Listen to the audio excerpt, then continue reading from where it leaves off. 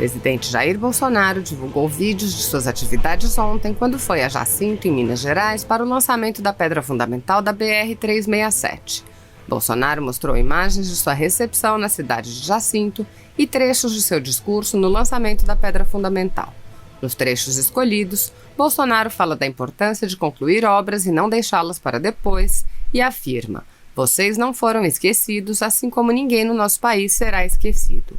Ao publicar o vídeo, o presidente relatou que hoje irá ao Rio de Janeiro para a formatura de quase 500 soldados da Polícia Militar. Assista.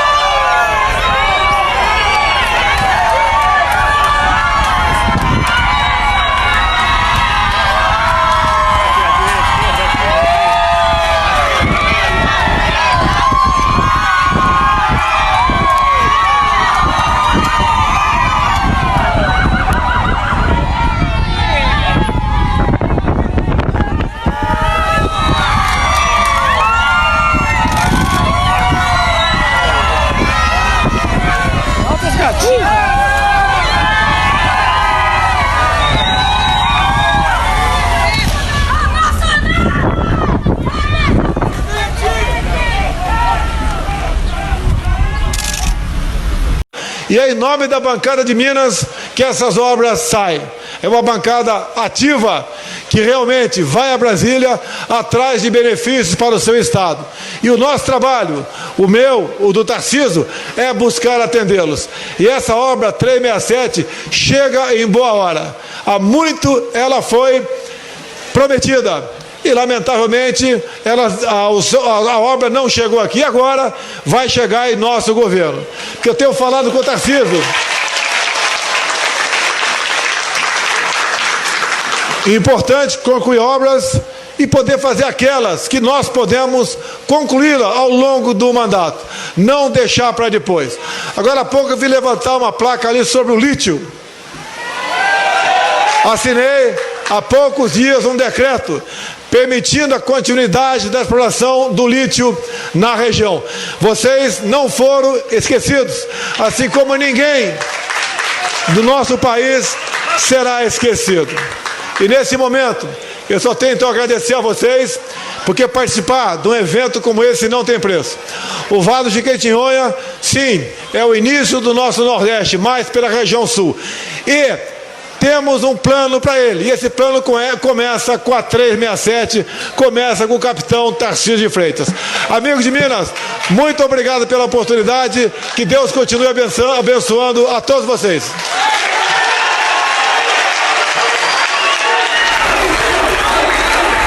Está encerrada essa cerimônia.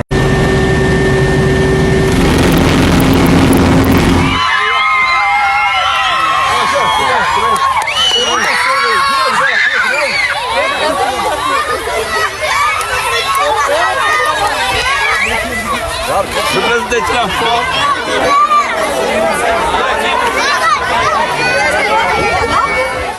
Em Veracruz, mas temos aí um presidente. Ai, meu Deus! Quanto privilégio!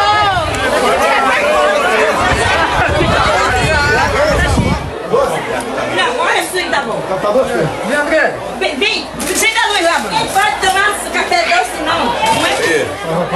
Tá bom, vai mexer aí. Obrigado, hein?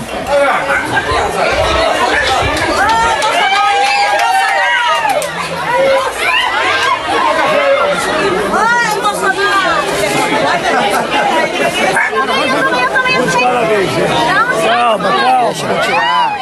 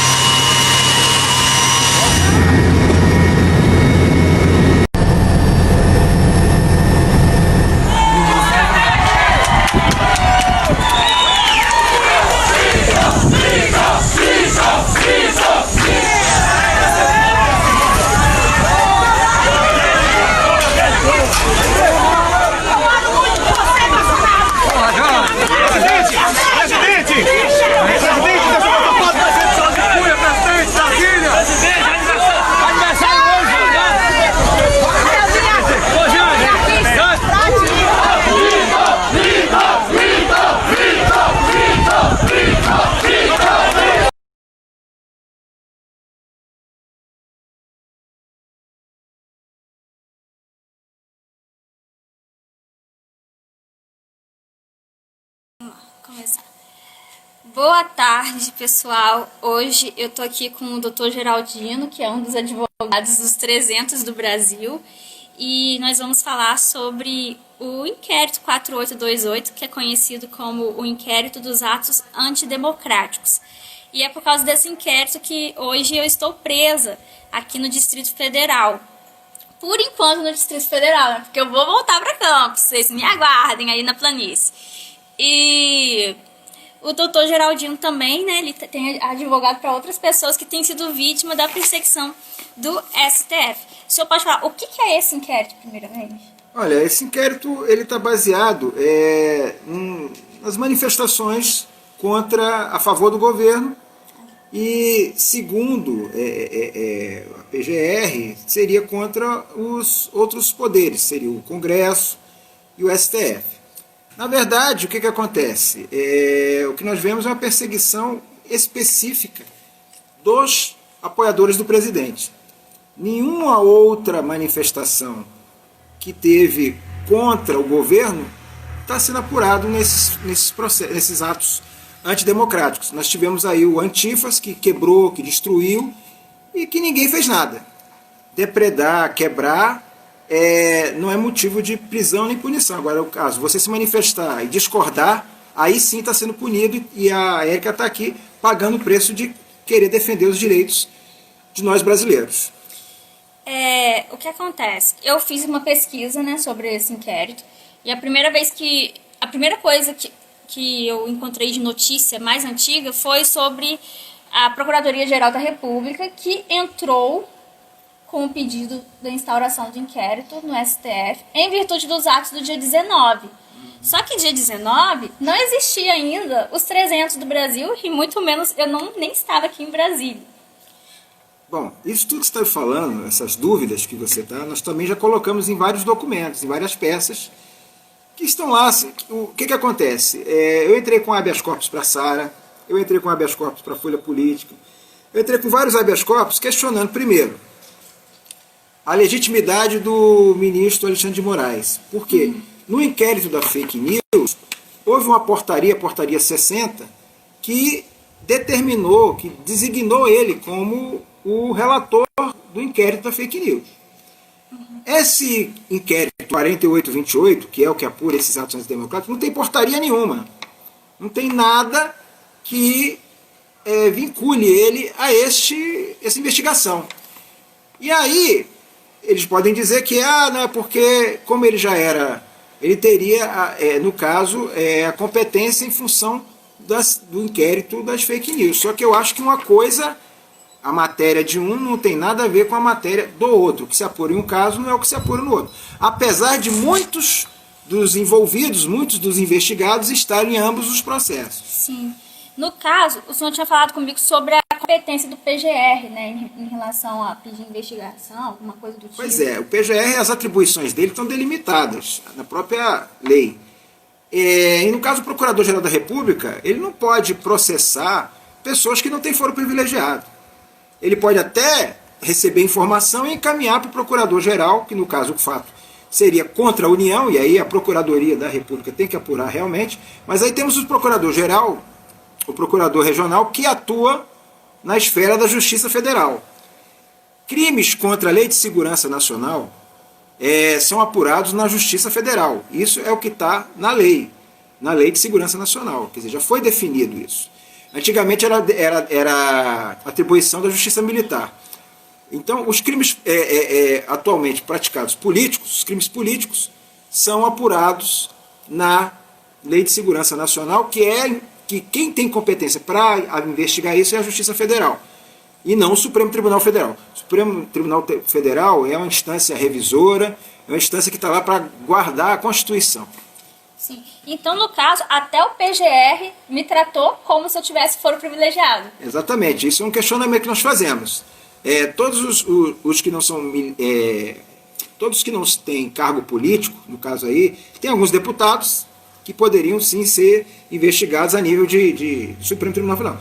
Agora, tem decisões no próprio Supremo Tribunal Federal em que já se definiu que não há foro privilegiado, mesmo que haja litispendência. O que é litispendência? Mesmo que você tenha um processo esteja vinculado com algum deputado, os deputados respondem no Supremo Tribunal Federal e você responde na Justiça Comum. No caso aí seria a Justiça Federal. Tá. Vou recapitular aqui para o pessoal. Eu me chamo Érica, eu sou de Campos dos Goytacazes, estado do Rio de Janeiro. Eu vim para Brasília no dia 22 de maio participar do acampamento dos 300 do Brasil. Eu nunca fui liderança, nunca fui influenciadora digital, eu não sou deputada, não sou ministra. O senhor até falou isso, que eu estava sendo tratada como se eu fosse ministra também. Só a parte ruim, né? Porque na parte boa eu não estou sendo tratada como parlamentar. E fui presa no dia 16 de junho, né, junto com o Arthur, com o Renan, com o Mito Show, com a Sarah Winter. A Sarah, no caso, foi presa no dia 15. E desde o dia 24 nós estamos usando tornozeleira eletrônica em prisão domiciliar. No caso, o Arthur, o Renan e eu ficamos aqui ficamos em Brasília. O Arthur conseguiu, com muito custo, voltar para Niterói. E eu agora estou lutando para voltar para Campos. E assim, eu não sei qual é. Até hoje, quando o oficial de justiça chegou na prisão, a Sarah perguntou: qual é o nosso crime? Ele não soube dizer. No caso, qual é o meu crime, doutor? Não tem exatamente o que estão fazendo. Eles estão tentando arrumar uma tipificação para o seu crime. Estão querendo te enquadrar na Lei de Segurança Nacional. Bom, a Lei de Segurança Nacional, para que você infrinja um artigo, lá, você teria que ter o dolo real. Você primeiro tem que ter o perigo real. Isso é um perigo? O fato, a sua atitude tem que realmente ensejar um perigo às organizações. O que não acontece nesse caso. Ninguém, em momento algum, atacou ou usou de violência, ou ameaça, ou constrangeu. Ninguém explodiu nada, tudo isso. Já tem decisões até de gente que explodiu uma usina aqui, tem decisões que eu já pesquisei a respeito disso, em que o cara estava querendo usar isso de forma política, e ele ainda foi absolvido, porque não tinha o dano real, o perigo real, aliás, dano real não, o perigo real contra as instituições. Então é muito difícil você fazer um enquadramento desse. E mais, não existe na Lei de Segurança Nacional a tipificação de formação de quadrilha, não existe. Então, eles estão querendo dizer também que a gente era uma quadrilha. O que eles estão querendo, o que eles estão tentando, porque para pedir a prisão temporária de vocês, eu até trouxe aqui um documento, na prisão temporária, eles qualificaram aqui, ó, essa aqui caberá prisão temporária, tem vários artigos.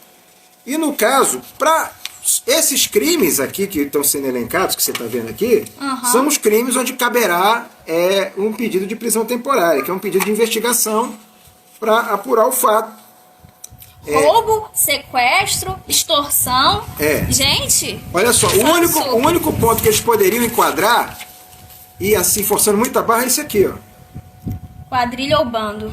Por isso que estão tentando, né, fazer uma ligação disso, por isso que você está com essa tornozeleira.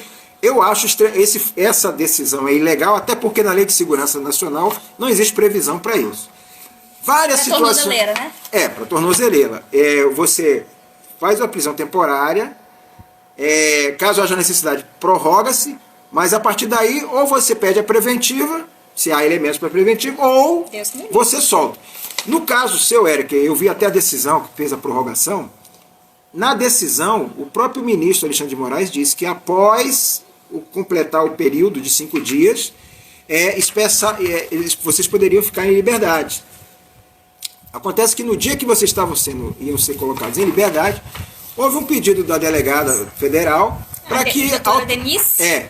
A Denise? Sem nenhuma base legal para isso, pediu, e a Procuradoria também foi favorável, Procuradoria que atua nesse caso, ao meu ver, ilegitimamente, para que convertesse isso em medidas cautelares, mesmo sem previsão legal na Lei de Segurança Nacional, que é o que estão atribuindo a ele. E a própria formação de quadrilha. Para ter a formação de quadrilha tem que ter um crime. Cadê o crime que foi tipificado? Ela está aqui em Brasília, respondendo ao inquérito, que ela sequer foi indiciada. Ela já está aqui há quase 3, 4 meses sem ser indiciada, sem ter um motivo. E nós advogados, estamos sem ter acesso aos autos. Esses documentos que estão aqui na minha mão, que foram disponibilizados, eu advogo para vários, foram disponibilizados para várias pessoas, são 6 ou 7 volumes. Só disponibilizar aquilo que é interesse deles. A maioria dos fatos aqui, o que a gente vê, é uma tentativa de criar um nexo entre as manifestações e a presidência da República. O senhor tinha falado, tudo aqui que está escrito aqui é para tentar incriminar o presidente. Exatamente. Vocês entenderam? Aí muita gente tem feito essa pergunta para mim, doutor. Algumas pessoas, até na minha cidade, que eu falo sobre manifestações, falam que estão desanimadas de participar de manifestações porque nas manifestações elas veem que estão defendendo um presidente que não nos defende. Qual a posição do presidente nisso tudo? Ele pode nos dar um apoio? Olha, eu acho que o presidente ele está agora fazendo o que é certo. Ele está trabalhando, a população toda está vendo que ele está sendo boicotado. No caso aí do coronavírus, sempre esteve certo. Ele sempre defendeu a cloroquina. Ele sempre defendeu que as pessoas trabalhassem. E quem sempre foi contra isso? São os mesmos que prenderam vocês. Então, é isso que vocês estão se manifestando. Pensem nisso. Vocês não estão se manifestando em defesa do presidente. Se o presidente cair, virá outro que vai prejudicar vocês. Vocês estão defendendo o seu voto, vocês estão defendendo os nossos direitos de nos manifestarmos. Os princípios que a gente acredita e que esse homem representa. Exatamente. Que caindo o Bolsonaro, gente, só ele para aguentar isso tudo. Outro não aguentaria. Ele suportou uma facada, ele poderia ter desistido. E ele não desistiu.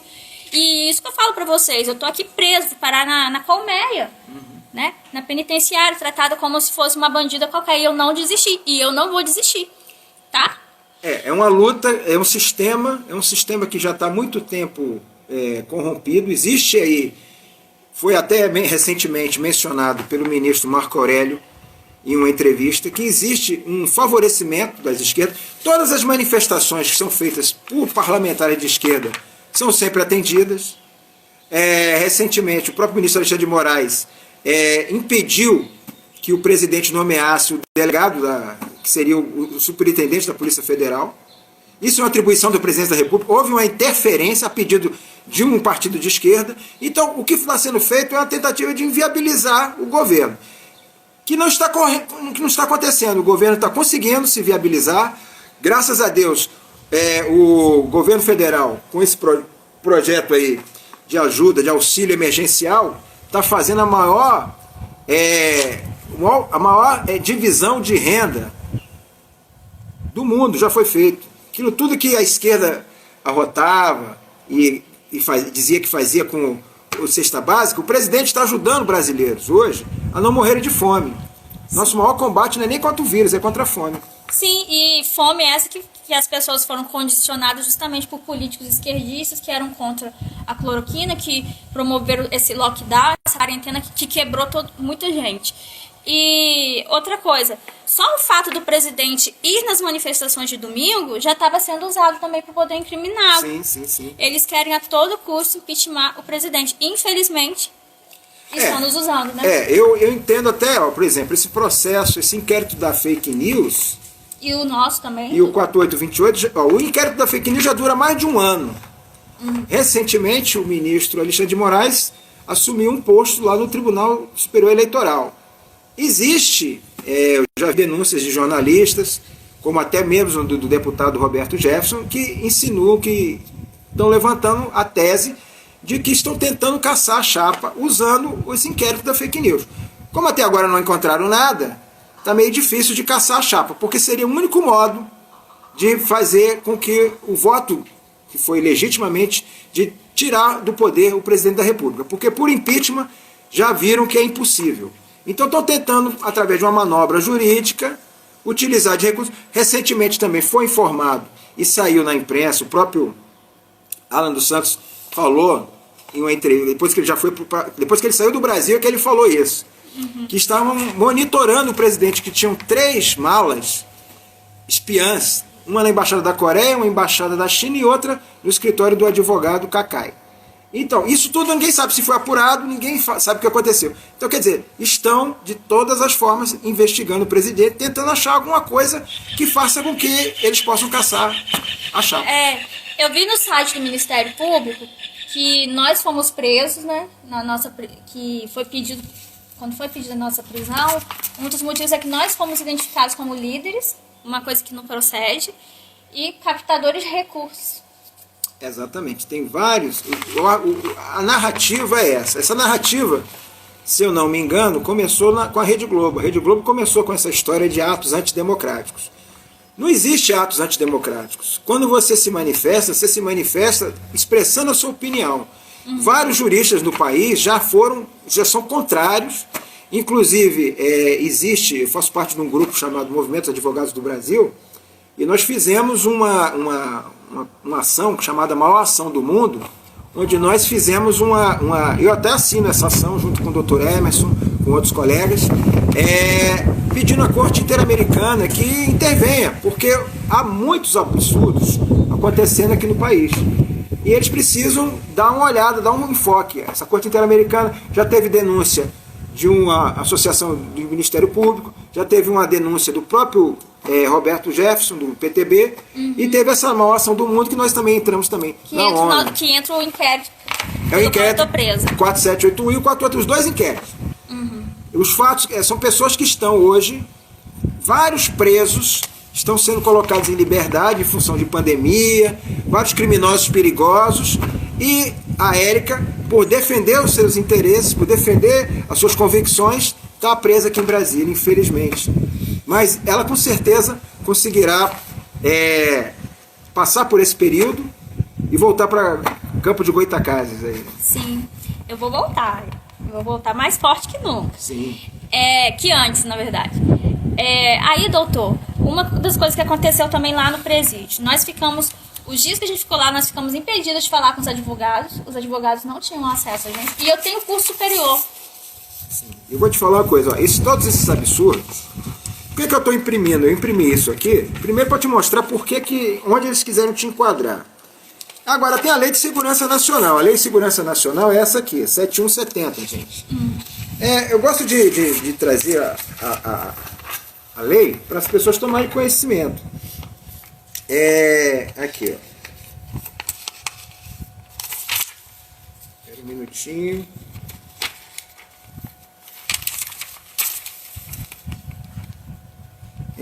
Aqui, ó. Durante as investigações, a autoridade que presidiu o inquérito poderá manter o indiciado preso ou sob custódia pelo prazo de 15 dias, comunicando imediatamente o fato ao juízo competente. Nesse caso aqui, juiz e autoridade são os mesmos.